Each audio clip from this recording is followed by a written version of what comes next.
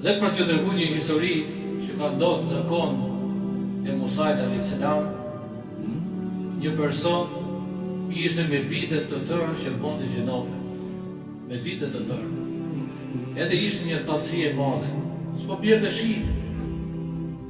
Edhe lidhet Musai bashkë me besimtarët në një vend, lutet, kërkojnë Allahu shi, nuk bjerë shi. Edhe imagjinoni profeti Musa ka qenë i vetmi profet që folte me Allah, nuk e qenë tokë. Pa i vetmi profet që ka folë me Zotin dhe i thotë o Zobi ma, në lutëm nuk e hudhe shi. I thotë Allahu subhanahu wa ta'ala, o Musa është njërin mesën tuaj, i transmetim vjet 20 vjet, apo i transmetim tjetër 40 vjet që po gjenof, nxjerrni këtë njeri nga mesën juaj. Edhe unë e hedh shi.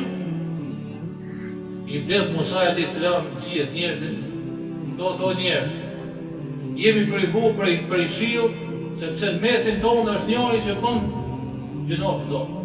Po me vite, le dalë njëri, dhe ky njeriu që kishte bërë gjinofe, ishte në mesin aty, edhe po prisë dali dikush tjetër dhe e kuptoi që ishte ai për qëllim. Edhe ai në ato moment vëllezër i kërkon falje Allahut, e vendos pra ngulon kokën dhe thotë o Zot më fal, o Zot më fal, jam kthy këtij, jam këtu. Edhe bjeshi. Subhanallah. Habitët e Musai, habitët e njerëzit, o Zot ti e hodhe shikun s'doli askush. Sa u penduar o pi, u pendu, u kthy. O Zot thot na e tregot njeri. Dhe thot Allahu subhanahu wa ta'ala, ky është dhelbi i historisë. Thot unë nuk ta tregova kur ishte që në fsharë, ata tregoj tani që është pendu dhe o kthy.